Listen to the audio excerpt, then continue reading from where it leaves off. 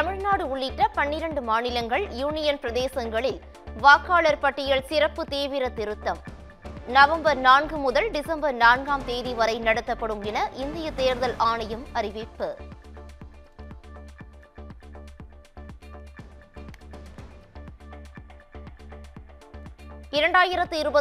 பிப்ரவரி 7ஆம் தேதி இறுதி வாக்காளர் பட்டியல் வெளியீடு என இசிஐ அறிவிப்பு.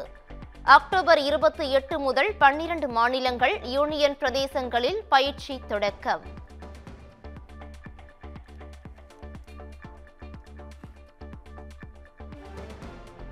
பிறந்த தேதி அல்லது இருப்பிடத்திற்கான சான்றாக ஆதார் அட்டையை ஏற்க முடியாது. ஆதார் குடியுரிமைக்கான ஆதாரம் அல்ல என இசிஐ ஆணையர் ஞானேஷ்குமார் விளக்கம்.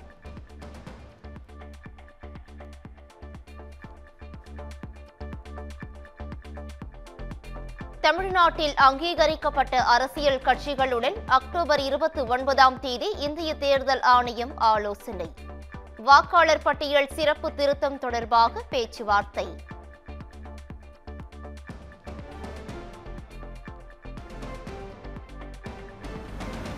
நவம்பர் 2ஆம் தேதி வாக்காளர் தொடர்பாக வாக்காளர் பட்டியல் சிறப்பு தீவிர திருத்தம் குறித்து அனைத்துக் கட்சி கூட்டம்.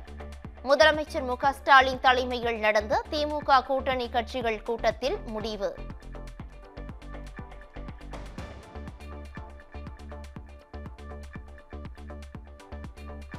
சிறப்பு தீவிர வாக்காளர் பட்டியல் திருத்தத்திற்கு எதிராக தமிழ்நாடு போராடும். திமுக, காங்கிரஸ் உள்ளிட்ட மதசார்பற்ற முற்போக்கு கூட்டணி கட்சிகள் அறிவிப்பு.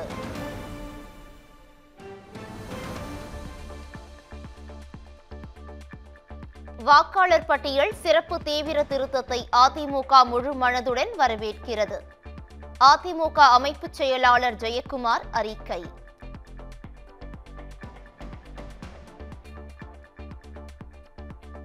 தோல்வி பயத்தால் வாக்காளர் பட்டியல் சிறப்பு திருத்தத்தை முதலமைச்சர் எதிர்க்கிறார். பாஜக மாநில தலைவர் நயினார் நாகேந்திரன் விமர்சனம்.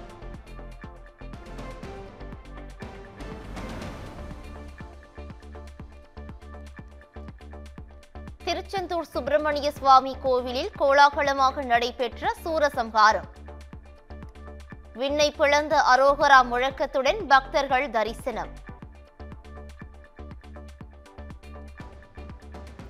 தமிழ்நாட்டின் முக்கிய முருகர் கோவில்களில் நடந்த சூரசம்ஹார விழா.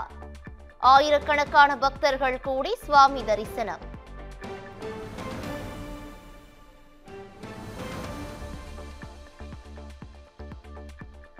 மோண்டா புயல் எதிரொலியாக ஆந்திராவில் முன்னெச்சரிக்கை நடவடிக்கை தீவிரம்.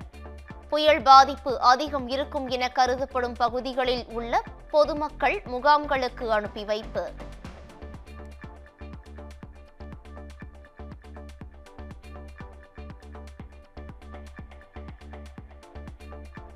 சென்னை உள்ளிட்ட 8 மாவட்டங்களில் அக்டோபர் 28ஆம் தேதி கனமழைக்கு வாய்ப்பு. திருவள்ளூருக்கு ஆரஞ்சு அலர்ட் விடுத்தது சென்னை வானிலை ஆய்வு மையம்.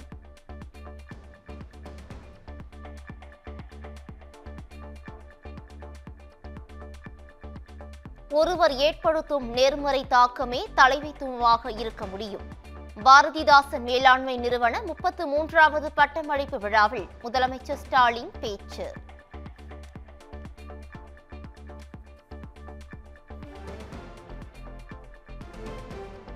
கரூர் துயரத்தில் உயிரிழந்த குடும்பத்தினரிடம் அழுதவாறு விஜய் மன்னிப்பு கேட்டதாக தகவல். படிப்பு, திருமணம் என அனைத்து செலவுகளையும் ஏற்பதாக கூறியதாகவும் தகவல் வெளியீடு.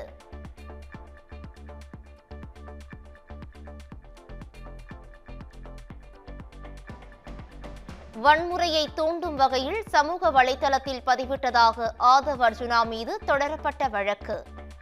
குற்ற வழக்குகளை விசாரிக்கும் நீதிபதிக்கு வழக்கை மாற்றி தலைமை நீதிபதி உத்தரவு.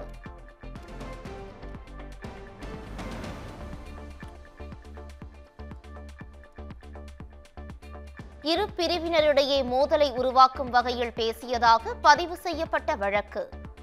மதுரை ஆதீனத்திடம் விசாரணை நடத்த தடையில்லை என சென்னை உயர்நீதிமன்றம் உத்தரவு.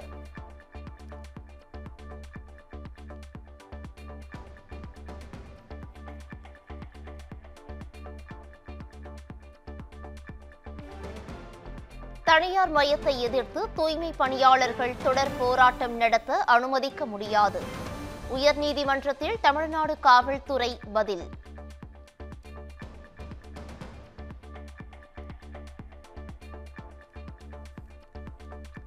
ஈரோடு மாவட்டம் பெருந்துறை கூட்டுறவு வங்கியில் மக்களின் 8 கிலோ 250 கிராம் தங்கம் கையாடல். வங்கி மேலாளர் மற்றும் நகை மதிப்பீட்டாளர் கைது.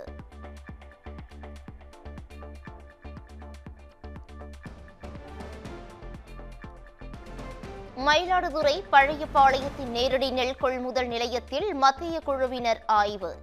அதிகாரிகள் அலட்சியத்தால் நெல்கள் மழையில் நனைந்து அழுகியதாக விவசாயிகள் குற்றச்சாட்டு.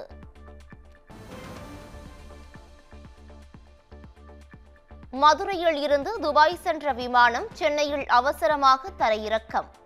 விமானியின் துரித நடவடிக்கையால் 175 பேர் நல்வாய்ப்பாக உயிர் தப்பினர்.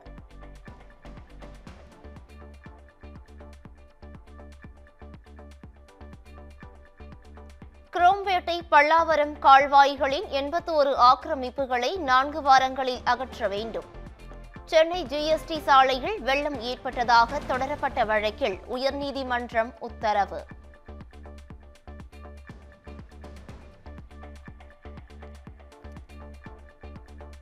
வேலூர் மாவட்டம் குடியாத்தம் காந்தி நகரில் ஒருங்கிணைந்த நீதிமன்றத்தை சூழ்ந்த ஏரி தண்ணீர்.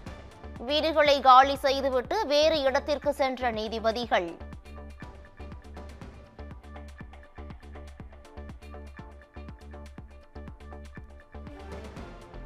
மதுரையில் சாக்கு மூட்டையில் கேட்பாரற்று கிடந்த 17 லட்சம் ரூபாய் பணம். போலீசாரிடம் ஒப்படைத்த செல்வமாலினி என்ற பெண்ணுக்கு குவியும் பாராட்டு.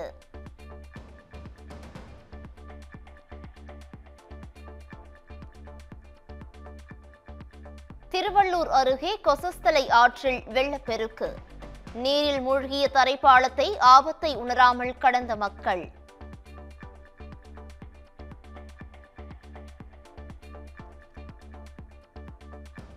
சிவகங்கையில் கூலிப்படையை ஏவி கடை உரிமையாளரை கொலை செய்த பைனான்சியர். போலி பத்திரம் மூலம் கடையை அபகரிக்க முயற்சித்ததை கண்டறிந்ததால் ஆத்திரம்.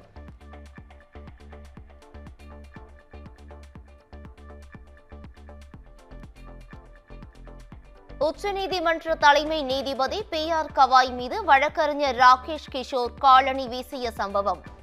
நீதிபதியே மன்னித்ததால் கிரிமினல் வழக்கு பதிவு செய்ய அவசியமில்லை என உச்சநீதிமன்ற நீதிபதி சூரியகாந்த் கருத்து.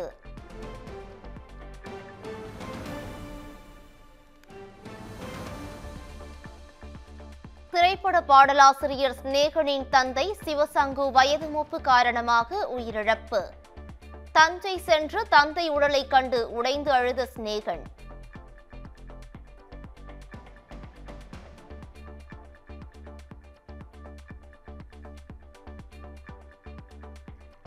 ரிஷப் ஷெட்டி இயக்கி நடித்த காந்தாரா சாப்டர் 1 திரைப்படம் அக்டோபர் 31ஆம் தேதி OTT தளத்தில் ரிலீஸ் ஆக உள்ளதாக அறிவிப்பு.